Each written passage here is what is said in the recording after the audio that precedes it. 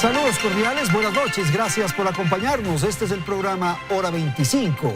Lo que ha ocurrido en Buenos Aires, en la provincia de Imbabura, es un reflejo de la magnitud de la descomposición y descontrol que existe alrededor de la minería ilegal. El país vive un debate alrededor de la minería justamente. Hay posiciones encontradas, enfrentadas entre quienes se oponen radicalmente y quienes ven positivamente la explotación. La riqueza mineral del Ecuador, esa especie de maldición de la abundancia, como la llaman algunos, provoca justamente este choque de posiciones. Pero como complementario o sumado a esa disputa, aparece esto que ahora tenemos en Buenos Aires. Me refiero a la minería ilegal, que tiene una serie de expresiones asociadas. Por ejemplo, economía criminal, lavado de activos, prostitución, armas ilegales, violencia, contrabando, extorsión, intimidación y mucho más. En Urcuquí, el asentamiento ilegal brotó inesperadamente. Actuó, sin embargo, pausadamente y finalmente se convirtió en un suplicio para la estructura del Ecuador. La situación se vuelve más compleja por cuanto el control armado de la zona lo realizan delincuentes y grupos disidentes de lo que ocurre en Colombia. El gobierno emitió un decreto de excepción para el área y dispuso un operativo de desalojo. Hoy entonces vamos a hablar de lo que ocurre con la minería ilegal y lo que sucede en Buenos Aires. Quiero agradecer la presencia de nuestros invitados esta noche.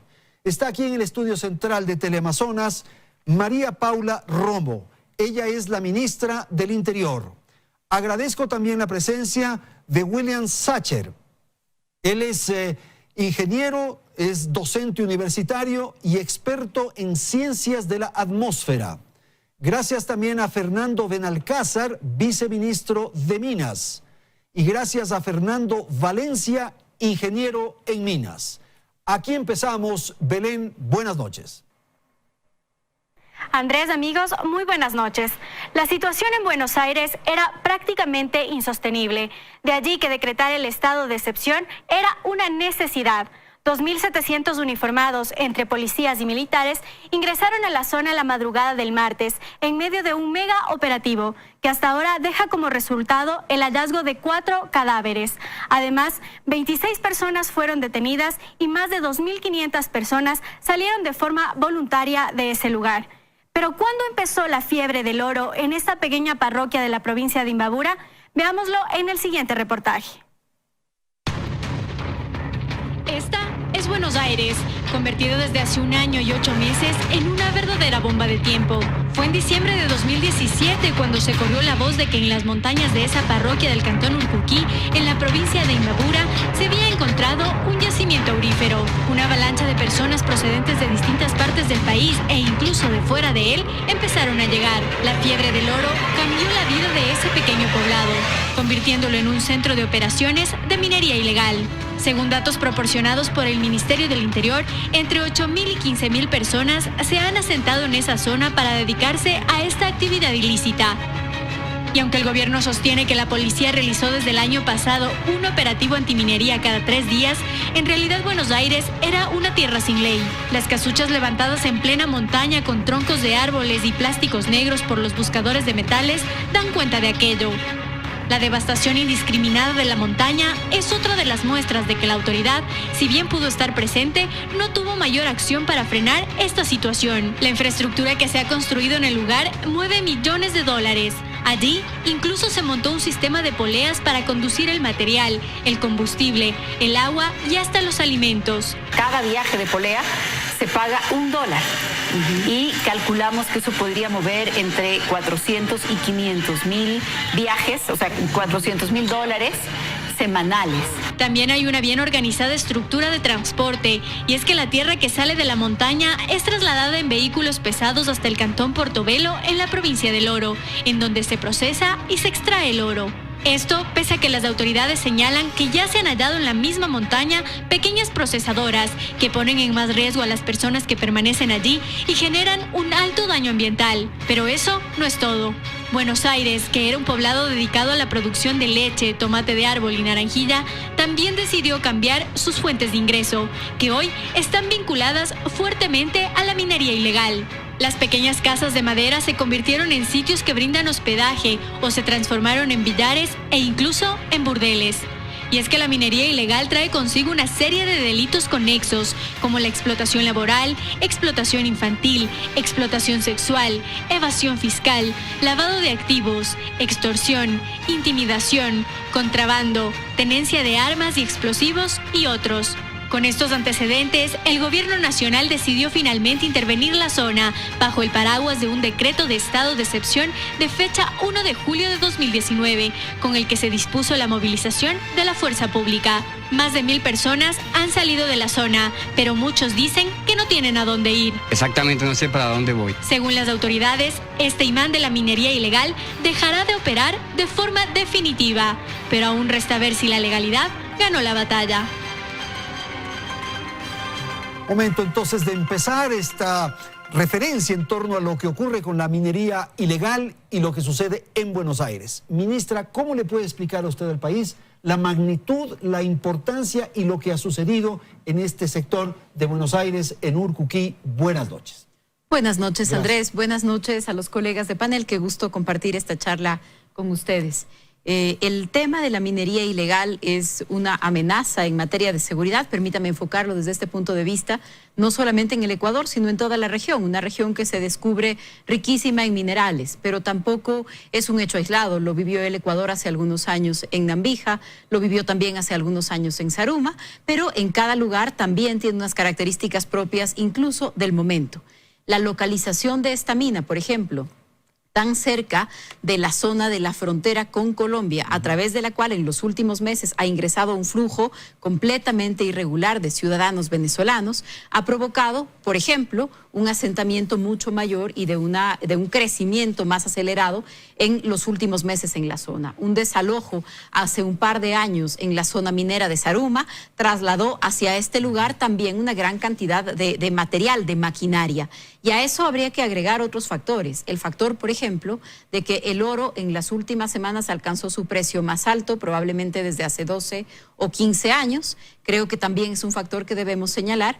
Y evidentemente la localización de la zona y la riqueza de la veta que se encuentra ahí. Es una veta que está prácticamente expuesta. Entonces, el trabajo que hacen muchos de los ilegales que se encuentran en la zona, ellos mismos lo denominan, son picadores. O sea, no es prácticamente. Raspan sí. la montaña, pican la montaña. No es que se requiere de una gran infraestructura para taladrar, para instalar, para abrir una mina profunda. Eso, por ejemplo, tiene características distintas de lo que hemos visto en otros lugares y también hace que no se requiera una inversión gigantesca, empresarial, industrial para entrar. Varios de estos factores se acumularon. El difícil acceso a la zona de Buenos Aires, la presencia de la prensa en estos días nos ha ayudado a mostrarle al país que es una zona de muy difícil acceso y también de muy difícil control. Y conforme pasen los días vamos a poder mostrarles, por ejemplo, las plantas de procesamiento escondidas debajo de la selva, escondidas debajo de la maleza, escondidas en las quebradas. Creo que también hay que decir, y la policía lo ha identificado desde su primera entrada, es un negocio que en su forma de procesarse y hoy escondido en la montaña se parece mucho a los laboratorios en los que se procesan droga muy cerca en la frontera. Entonces, todos estos elementos han confluido y la gran cantidad de que mueve este dinero sin duda también corrompe muchos de los controles y a las propias sociedades, a los poblados. Eso es lo que encontramos y frente a eso es a lo que intervinimos y estamos interviniendo. Ok, gracias, ministra. William, le quiero dar la palabra a usted. De lo que acabamos de escuchar y de la experiencia que vamos teniendo, es que se logra controlar aquí, pero se prende acá. O sea, se logra de alguna manera que un foco de resistencia, de dificultad aparezca, pero brota por acá. Ese es el problema de la minería ilegal. Buenas noches. Buenas noches con todas y todos. La minería pequeña, con todas sus consecuencias, como acabamos de ver con este reportaje, pues es problemática y realmente pues destruye desde muchas muchos puntos de vista. Pero es un error pensar que la gran minería es la solución a ese tipo de contextos. Todas las consecuencias que acabamos de enumerar en el marco de este reportaje, pues son consecuencias que también se observan en el caso de la gran minería. Hay una amplia documentación a nivel mundial que demuestra que hechos de asesinatos, de contrabando, de evasión fiscal, de lavado de dinero, de destrucción ambiental a gran escala, todo ello acompaña el modelo de la gran minería, la megaminería, que es el que se quiere implementar con las docenas de megaproyectos en vigencia en el país en este momento. Pero para atacar a la minería grande se está permitiendo el funcionamiento de la pequeña, de la ilegal. Ese problema es un problema que no solamente existe en el Ecuador. En realidad es un problema que existe en muchos países de lo que podemos llamar el sur geopolítico. Y de hecho, Ecuador no es una excepción. En realidad, lo que se suele hacer en estos países, como el Ecuador, es que se suele criminalizar, marginalizar, se suele reprimir a la pequeña minería. Y al contrario, se suele promover desde el Estado, se suele apoyar, se suele legitimar la gran minería, las grandes empresas, los grandes intereses, el gran capital transnacional. Y por lo tanto, ¿qué tenemos al final? Tenemos un favorecimiento de estos grandes capitales por encima de poblaciones que en general explotan para sobrevivir. No, esto no es para sobrevivir. O sea, los que están ahí sí, pero esto se está beneficiando a alguien Los está lucrando. migrantes venezolanos que vienen a parar en el sitio de Buenos Aires. Es para sobrevivir, estoy de acuerdo. ¿Por qué vienen a parar? Pero ¿quién se beneficia? Bueno, o sea, se benefician con... Además, estos beneficios no tienen nada en comparación con el gigantismo que caracteriza justamente el modelo de la megaminería, que es un gigantismo en términos de consecuencias también. Entonces, las consecuencias en términos de destrucción ambiental, de impacto económico, de impacto político y social, y para la salud pública y los ecosistemas, todos estos impactos están a la medida del modelo megaminero. Es decir, vamos a tener consecuencias sumamente más importantes de las que hemos observado ahora. Gracias, William. Fernando, el turno para usted, su apreciación de lo que acabamos de escuchar, tanto de la ministra como del ingeniero. Gracias, Andrés. Buenas noches. Un gusto poder compartir este espacio con estas distinguidas personas. Bien, a William no comparto la opinión que tiene en realidad. Desde mi punto de vista, una minería a gran escala en donde podamos ejercer control de parte de las autoridades de gobierno, evidentemente genera otro tipo de manejo, ¿no es cierto?, de resultados. Desde mi punto de vista, resultados positivos. Pero yo quisiera ir rompiendo un poco algunos mitos que se tienen, ¿no es cierto? Desde mi punto de vista, minería no es solamente oro, no es solamente oro. Muchos de nuestros depósitos minerales en el Ecuador son depósitos de tipo polimetálico. Es decir, no solamente el oro es el mineral que podemos aprovechar de ahí. Una consecuencia gravísima de lo que está sucediendo en este momento en Buenos Aires es justamente eso, ¿no? Estamos tomando el oro y el resto de minerales, los estamos subaprovechando, desaprovechando, diría yo, de una forma casi como que irreversible. Es decir, ya no los podríamos volver a beneficiar, aprovechar, ¿cierto? Sí. Otra cosa que yo desearía comentar y marcar como algo que es evidente en nuestro país, y lo mencionó la señora ministra. En Ecuador tenemos simplemente malas experiencias en minería. De hecho, desde mi punto de vista, en Ecuador todavía no se realiza minería como se la debería hacer. Tenemos malas experiencias, Nambija, Ponce Enríquez, Portobelo, ¿no es cierto?, que han generado problemas ambientales, sociales, económicos y de regulación para el país. Pero desde mi punto de vista, una minería bien hecha, que sí se la puede realizar, permite controlar desde muy buena forma, ¿no es cierto?, con aspectos de manejo técnico, lo que son los impactos ambientales. ¿Y estos riesgos que menciona William no se producen con la mega minería? A ver, Andrés, toda actividad humana genera impactos ambientales, absolutamente toda actividad. Sería ilógico decir de que, oiga, la minería no genera impactos ambientales. Sí, se generan impactos ambientales.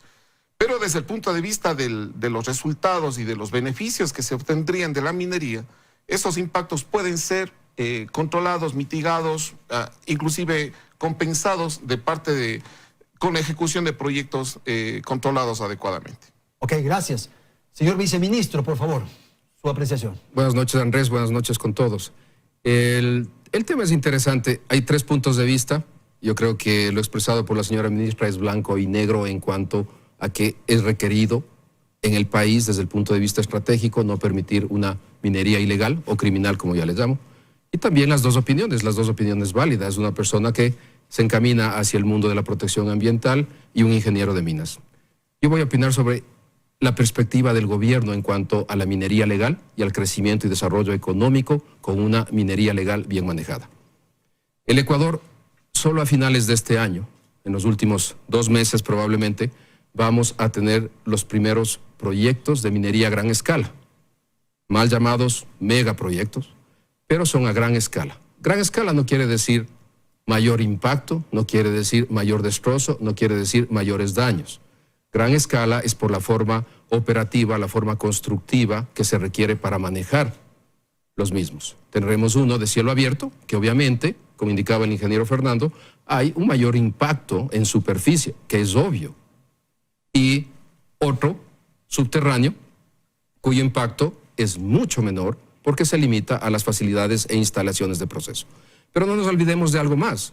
El Ecuador, hasta el 2018, ha sido un país en el cual las exportaciones de minería exclusivamente han provenido de la pequeña minería. En el Ecuador, conozco, he estado en territorio en proyectos de pequeña minería de clase mundial.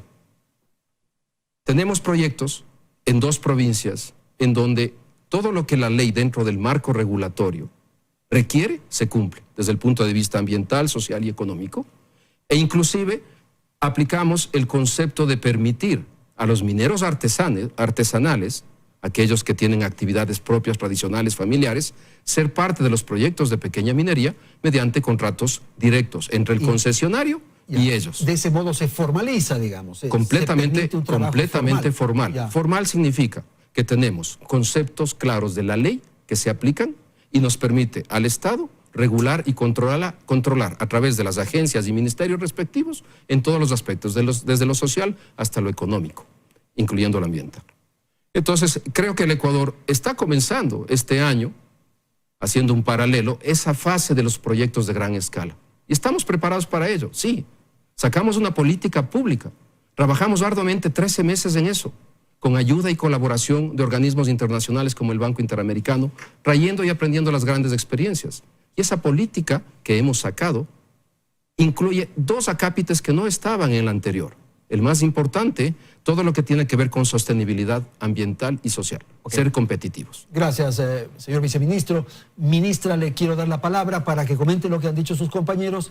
Insistir un poco en lo que le plantea William, si es que se suspende totalmente la explotación minera en el país, para gran escala y para ilegal o informal o como se quiera llamar, siempre van a brotar estos focos. Esto es inevitable. Si está la plata ahí, digamos, la gente va atrás de eso. Así es, Andrés, y permítanme reaccionar a algunos comentarios que se han hecho en la mesa.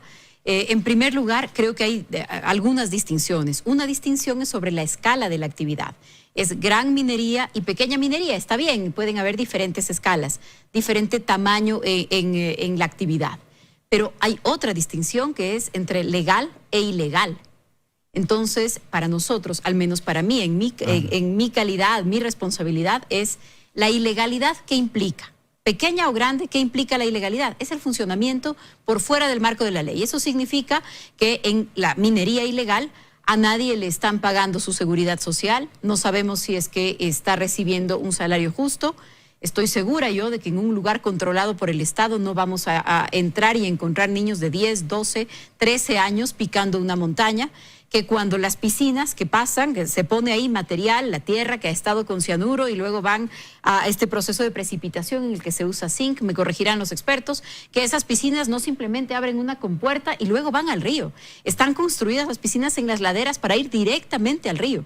En el caso de la minería legal, el Estado puede ejercer sus controles. Y para ejercer su control va un inspector del trabajo, muestra el carnet y entra a ver si hay niños trabajando.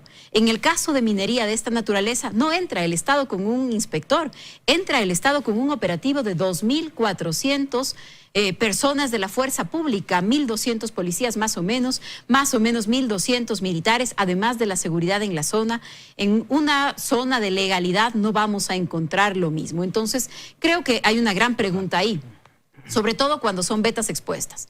¿Cómo vamos a hacer para proteger, desde el punto de vista de la seguridad, que no se desarrolle ninguna actividad en una montaña en donde la gente va y pica y encuentra oro? Se necesita una regulación muy clara, el gobierno la tiene, lo ha dicho el viceministro, tenemos una política minera que mira todos los componentes, uno de esos aspectos, uno de esos ejes es precisamente la legalidad. Y desde ese punto de vista, el gobierno del presidente Moreno ha revocado más de 200 concesiones mineras, porque eso también es importante decirlo. Ha revocado más de 200 concesiones mineras, de tal manera que la regla sea clara. Hay lugares en donde no se va a permitir la minería. En esos lugares la actuación del Estado será una actuación muy fuerte, si es que es el caso de la ilegalidad, pero también de no permitir concesiones en ciertas ubicaciones porque hay un objetivo estratégico superior, que son las fuentes primarias de agua. Entonces, hay lugares en donde no se va a permitir la minería, hay lugares en donde se va a permitir, ahí solo se va a permitir minería legal. Esa es la postura clara del gobierno y ese es el mensaje claro que estamos enviando. Tengo que ir a una pausa, volvemos en un instante y vamos a continuar con la segunda parte de nuestro programa Hora 25, que esta noche trata el tema de Buenos Aires y la minería ilegal en el Ecuador. Ya retomamos.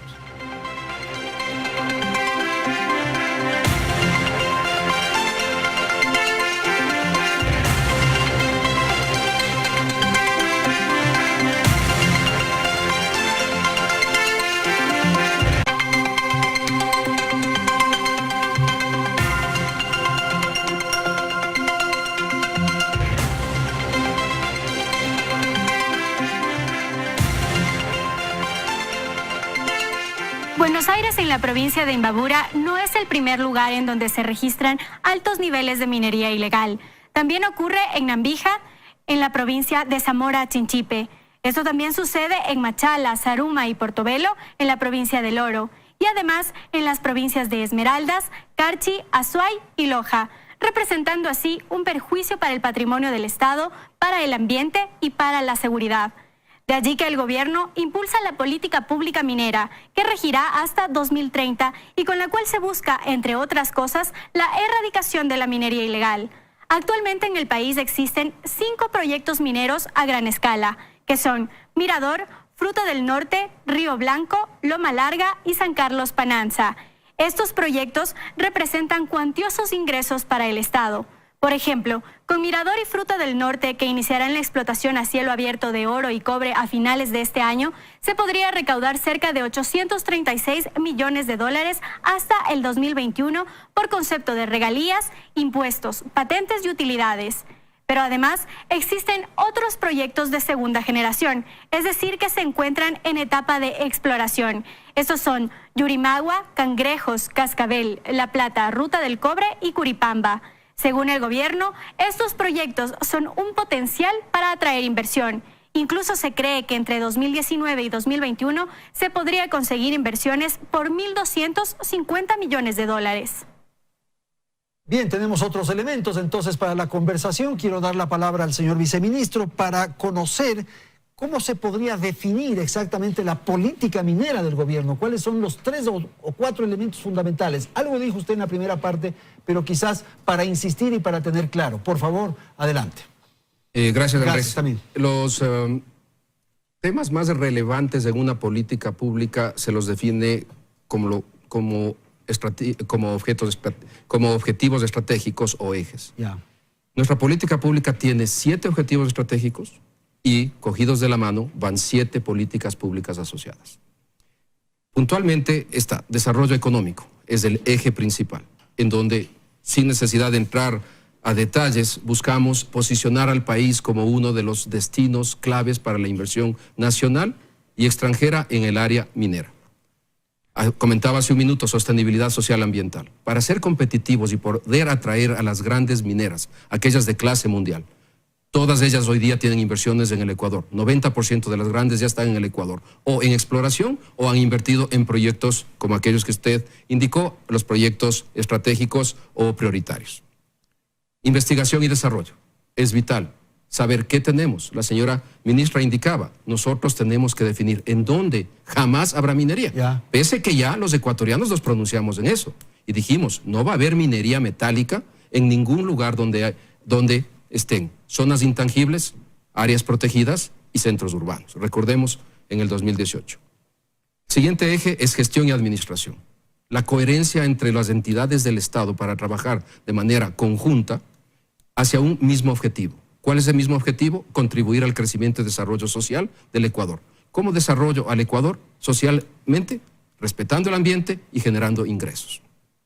Y el siguiente, que estamos en materia de este debate, la regulación, control y combate a la minería ilegal. Y esto es muy importante. Le decía hace un minuto que introdujimos 2 nuevos ejes. Este es uno de los nuevos ejes. Porque modernamente tenemos que combatir. Existe, no en el Ecuador, en la región y en el mundo, casos terribles de minería ilegal con todo lo que conlleva. Y finalmente, el otro eje clave es la normativa. La normativa tiene que modernizarse. En el Ecuador arrancábamos en etapas incipientes de minería en el 2015-16. Hoy día, al tener proyectos de la calidad que tenemos, la norma tiene que actualizarse para hacer prevención y evitar desastres como los que vimos en el pasado, en el 2015 o en el 2019, con ingenierías y códigos de diseño de hace 40, 50 años. En el Ecuador, orgullosamente le puedo decir que en agosto de este año adoptamos las mejores prácticas para el manejo de relaveras. ¿Basados en qué? En los códigos modernos que se cambiaron en el 2016. Okay. Son ejemplos de cómo funciona la política. A ver, entonces, William, esto podría garantizar de alguna manera o corregir las dificultades que se produjeron en el pasado y permitir los elementos que usted señala. A mi juicio, Ecuador no cuenta con las condiciones para desarrollar en este momento una industria a gran escala como es la minería a gran escala moderna. Fíjese, Andrés, que en el reportaje que acabamos de ver y bueno, las ilustraciones, sí, no hemos podido ver de qué se trata una mina a gran escala, en particular mina a cielo abierto. ¿Ya? Y estas imágenes nunca circulan. ¿Por qué? Porque no tenemos idea. Ni siquiera profesores de universidad de geología aquí en este país tienen una idea de qué significa la minería a gran escala moderna de hoy. Estamos hablando de la remoción de decenas de miles de toneladas a diarios. Estamos hablando de la generación a gran escala de desechos. En el caso del proyecto Mirador, que es el proyecto más avanzado que se ha mencionado, estamos hablando de la generación de lodos contaminados que representan un volumen de 3 veces el volumen del lago San Pablo. ¿Cómo vamos a lidiar con estos desechos? Porque bueno, en los próximos 30 años de explotación de la mina, tal vez la empresa va a controlar esta relavera. Pero en los próximos siglos, ¿quién se va a encargar de estos desechos? Y tenemos justamente documentado el hecho de que en países, incluso en países que a menudo son presentados como ejemplo de manera responsable o sostenible de la minería, como es Canadá, que estos desechos se quedan y contaminan fuentes de agua. En Canadá, por ejemplo, tenemos 10.000 minas abandonadas. ¿Ya? Entonces yo pregunto también, ¿dónde está esta minería bien hecha, esta minería sustentable que se nos comenta, que se nos presenta?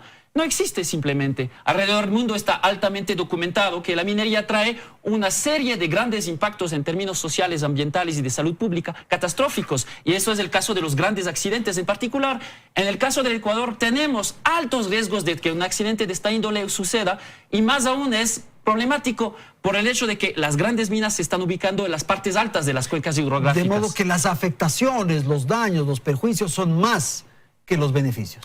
Eso es una buena pregunta, justamente si es que hacemos un análisis costo-beneficio clásico de lo que nos traería de beneficios para el Estado ecuatoriano, los ciudadanos y las ciudadanas ecuatorianos, versus los costos, gastos y pérdidas para el Estado y toda la población en general, es obvio que llegamos a que perdemos mucho más que ganamos.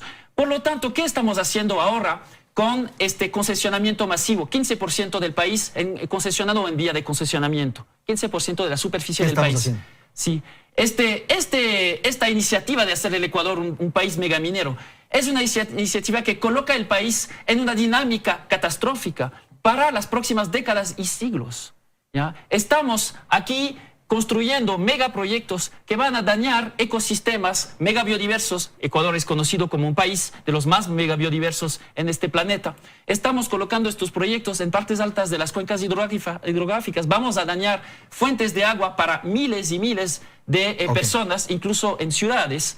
Por lo tanto, yo creo que hay una serie de problemas aquí en el Ecuador, más aún cuando ni siquiera contamos con datos históricos, hidrometeorológicos que permiten diseñar obras como las grandes represas de relave que se comentó hace poco, William. para que para que podamos manejarla con seguridad. ¿Ok?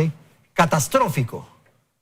A ver, nuevamente quiero hacer algunas puntualizaciones porque me parece que hay algunos elementos que rozan también la desinformación, William. Mencionabas que está documentado a nivel sí, internacional. Sí, pero tú dices, por ejemplo, que el 15% del territorio ecuatoriano está concesionado. Hoy día de concesionamiento. Sí, está bien, y eso Perdón, es cierto. un ratito, ¿esa es la cifra? Siento mucho, no sé con qué fuentes de información se maneja el Catastro doctor. minero. El catastro minero, por favor, el catastro minero está en un proceso de revisión estructural precisamente por eso, porque ha sido hackeado, ha habido desinformación. Permítame decirle con números reales, por favor, quisiera que las cámaras vean esto. El 7.5% del territorio continental ecuatoriano ha sido entregado a procesos administrativos mineros. ¿Qué quiere decir eso? Que pueden haber concesiones mineras, que pueden haber pequeña minería, libres de aprovechamientos, plantas de comercialización, plantas de beneficio. Esos son los 5 componentes, 7.5%. Y de ese 7.5% del territorio continental ecuatoriano, apenas uno está en actividad minera de desarrollo. Entonces, quiero aclarar eso porque es muy fácil poner números. Es la mitad de lo que se hace referencia. Segundo, es muy importante también destacar que nosotros, conscientes de que el catastro minero es una de las herramientas para manejar adecuadamente estos procesos y viendo hacia el futuro, hemos trabajado ya de cerca con el Banco Mundial, hemos trabajado arduamente en estos últimos 9 meses y en el primer trimestre del próximo año contaremos con un catastro mundial, un catastro minero de clase mundial para poder evitar este tipo de desinformación. Andrés, gracias. A ver, a lo que me quería referir es de que el que se haya concesionado, según el viceministro, son el 7% del territorio, no implica que el 7% de ese territorio va a ser objeto de trabajo en superficie o en subterráneo. Un yacimiento mineral es una ocurrencia anómala muy pequeñita, Andrés. Compañeros, yo quiero explicar eso porque es importante que la gente lo sepa. Un depósito mineral se lo identifica por una concentración anómala de un mineral de interés o de varios minerales de interés. La superficie final, ¿no es cierto?, en donde se puede ubicar o realizar labores de explotación es ínfima en relación con la superficie concesionada. Le voy a dar el ejemplo del proyecto Loma Larga, que inicialmente constaba de, no estoy seguro, pero alrededor de 5.000 hectáreas la concesión, ¿cierto? Pero el depósito identificado para la explotación es una forma cuadrada, digamos, rectangular, digamos así, de 150 metros por 500 metros de largo. Bien. Es ahí donde se trabaja. Es ahí donde se va a trabajar. No es que toda el área de la concesión va a ser objeto de intervención. Entonces ahí estamos mal informando. Son grandes, entonces. Porque necesitamos buscar, William. Entonces eso quiere decir que el territorio de la concesión potencialmente puede convertirse a futuros en un territorio de explotación, lo cual quiere decir que las comunidades en este territorio están bajo esta amenaza. Ver, si el 10% del territorio de una concesión, espérate, si el 10% del territorio de una concesión fuese objeto de explotación, fuésemos el país más rico del planeta. Más rico del planeta. Porque las concesiones mineras abarcan un área muy grande. Buscar un depósito mineral, un yacimiento, es como buscar una aguja en un pajar, Andrés. De hecho, las estadísticas dicen que de cada proyecto concesionado, me invento, 5.000 o 1.000 hectáreas de extensión, de cada 100 proyectos de esos, uno pasa a la siguiente fase, que es el de exploración. Y de los 100 de exploración que pasen, uno pasa a explotación. Mientras hay esta disputa, ministra, usted tiene que apagar incendios. Sí, y algunas cosas que me gustaría incluir, Andrés. Efectivamente, yo decía la diferencia entre lo legal y lo ilegal, pero me faltaba decir una. Lo ilegal no paga impuestos, no le entrega regalías al Estado y además va a hacer producción que luego se comercializa en el Ecuador y en el mundo en un mercado ilegal del oro, que es delicadísimo. Por contrabando, o sea, eso no declaran. Así es, o sea, todo entra en un marco de ilegalidad. Pero hay una cosa que se dijo que a mí me preocupa y que quisiera regresar sobre eso. Decía William, el Ecuador no está en condiciones de hacer minería ni de regularla. A mí eso me preocupa muchísimo. ¿Cómo así el Ecuador no está en condiciones? Las condiciones que el Ecuador no tenga tenemos que crearlas. Claro. ¿Por qué? Porque a mí me podrían decir, la policía no está en condiciones de entrar a una montaña y hacer minería, una intervención de la naturaleza que le hicimos. No estaba. No ha hecho nunca la policía un operativo de esta naturaleza. ¿Qué hacemos? ¿Dejamos que la montaña esté en manos de armados? Dejamos que la montaña esté en manos de mafias. Que haya Dejamos un estado dentro de otro estado. Imposible. Entonces, si nos enfrentamos a una realidad que no hemos enfrentado antes, creemos las condiciones para manejar el tema. La policía no estaba en condiciones, no estaba preparada, no ha hecho nunca un operativo de esa naturaleza, pues creamos las condiciones, nos preparamos y hemos hecho un operativo que realmente merece el aplauso del país. Yo estoy orgullosa del trabajo que se ha hecho, es una operación impecable. Se han desalojado ya en los primeros días de este operativo casi 5,000 personas. Nuestro primer herido fue un policía que se fracturó un brazo. En ese camino hemos encontrado cadáveres resultado de violencia criminal. ¿Por qué? Porque a primera vista hay heridas de bala. También hemos encontrado personas que han fallecido por muerte natural. En estos primeros días del operativo se han extraído, empiezan a hacerse ya las operaciones de la Policía Judicial. Pero lo que me parece que es inconcebible es que el argumento sea no estamos en condiciones.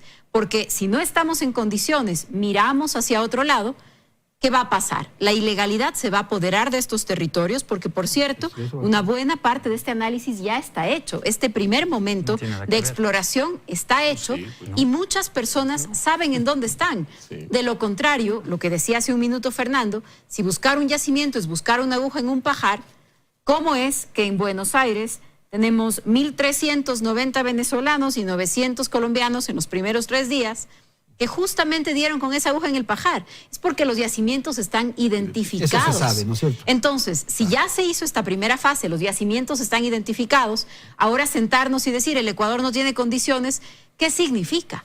Significa dejar que los armados se tomen las montañas, significa dejar que la ilegalidad impere en el país. Eso para nosotros, para el gobierno del presidente Moreno, no es una opción. William.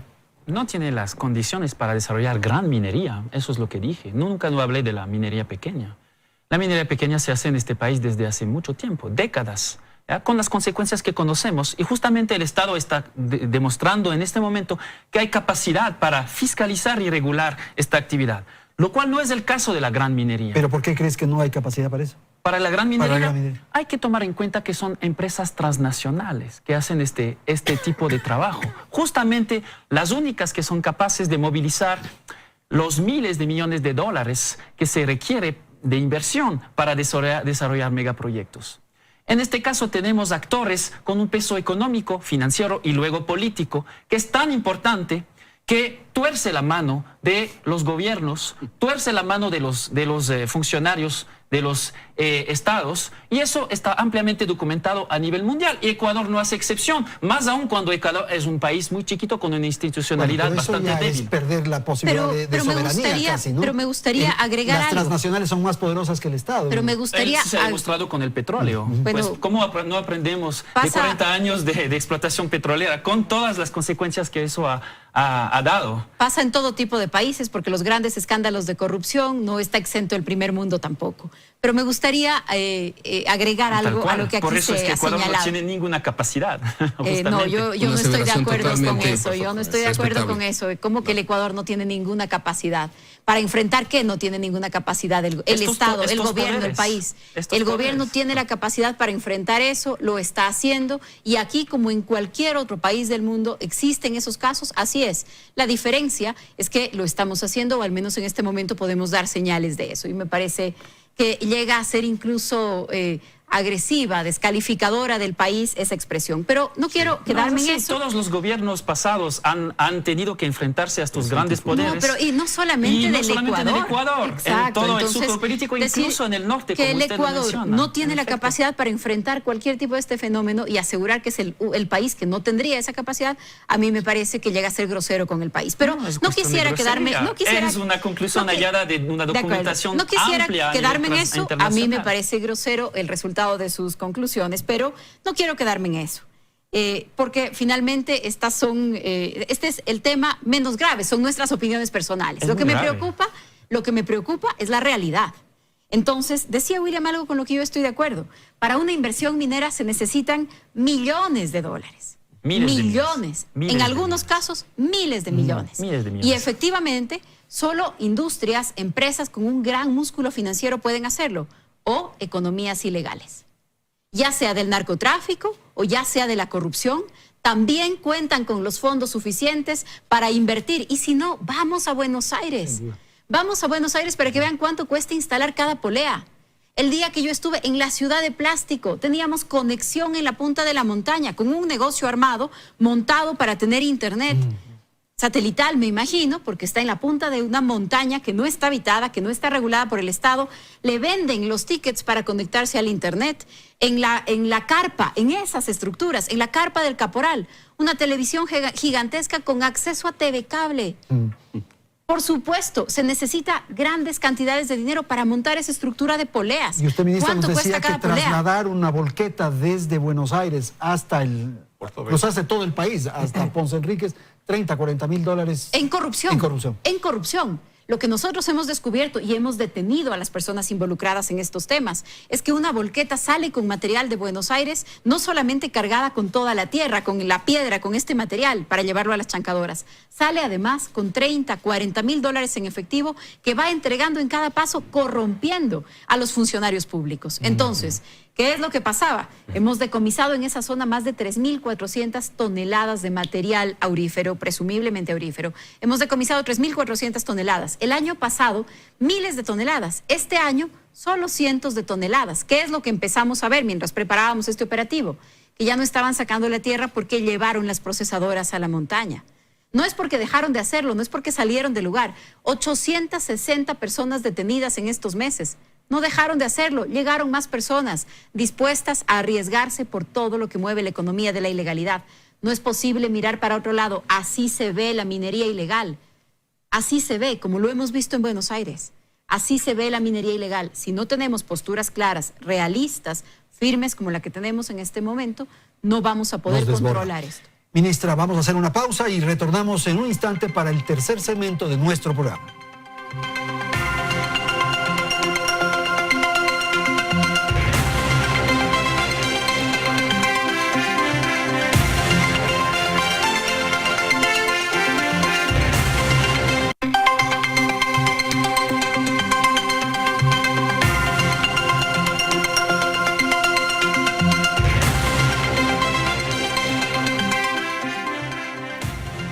Bien, vamos entonces al segmento final. Voy a dar la palabra a nuestros panelistas para plantear un tema que me parece que resulta fundamental a esta hora. ¿Cómo enfrentar, cómo resolver lo que ocurre alrededor de esto? Y Fernando, con esto que dijimos hace pocos instantes, de que se trata de una maldición de la abundancia, o sea, como hay tanto, se generan estas tensiones. Por favor. Gracias, Andrés.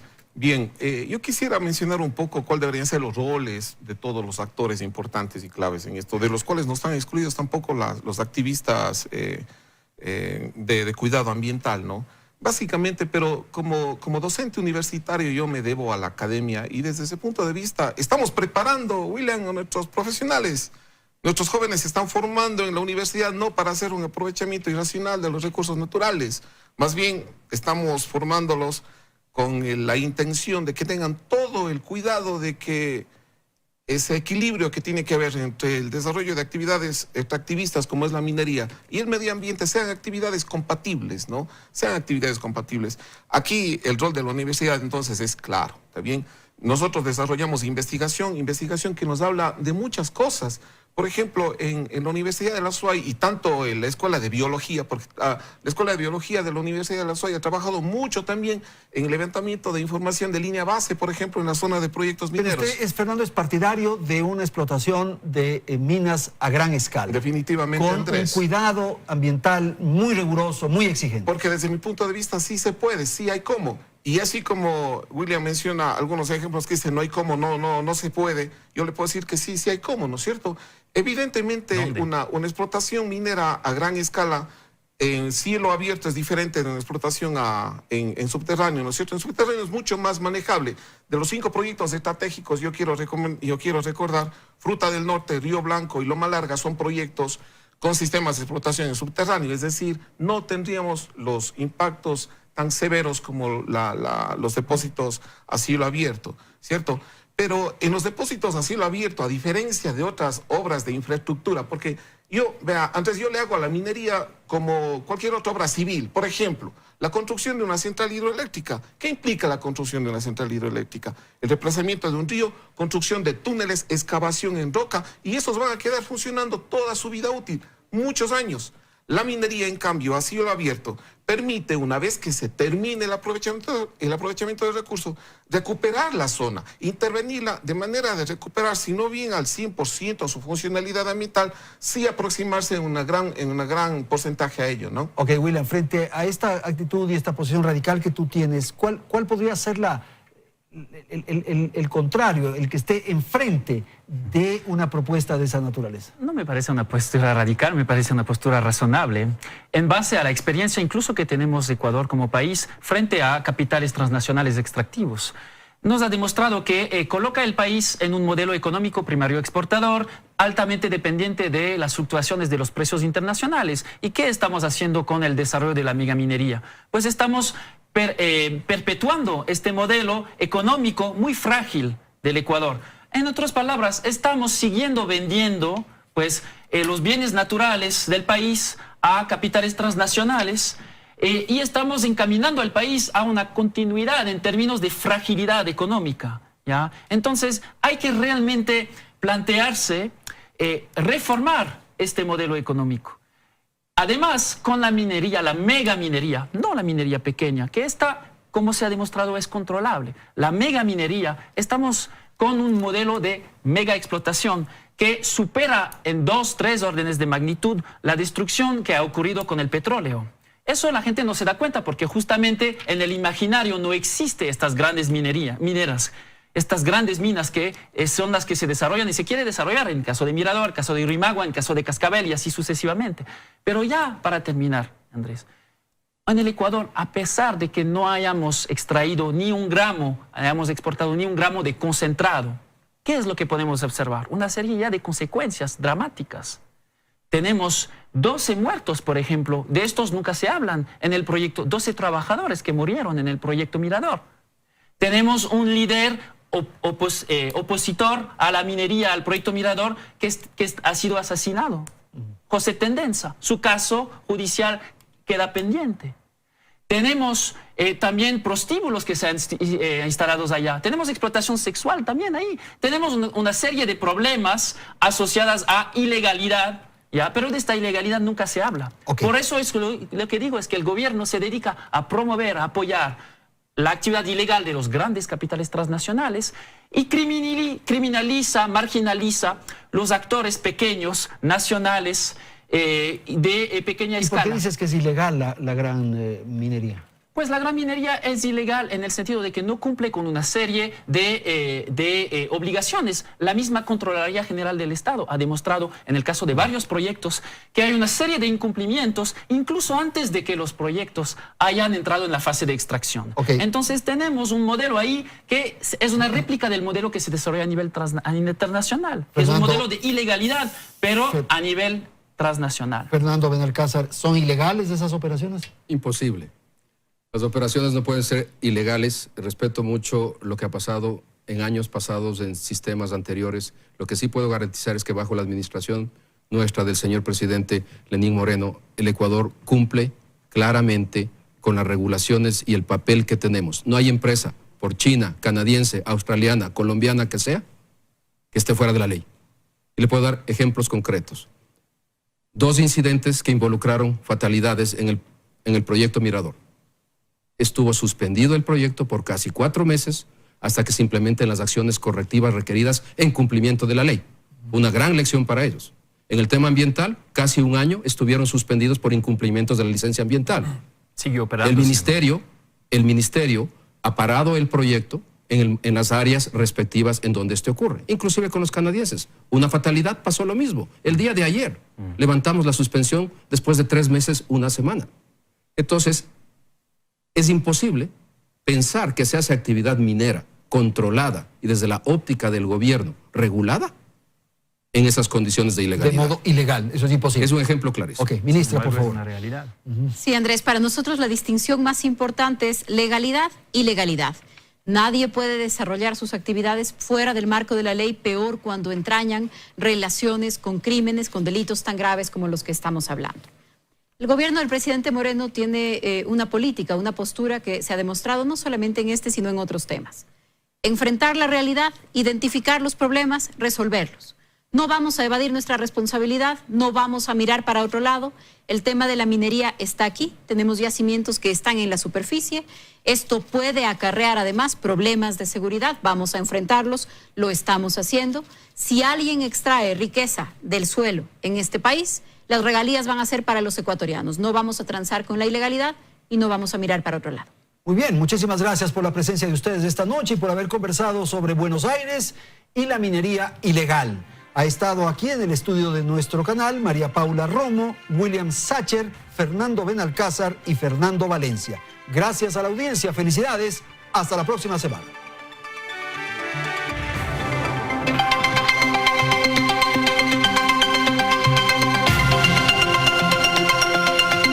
Teleamazonas presentó Hora 25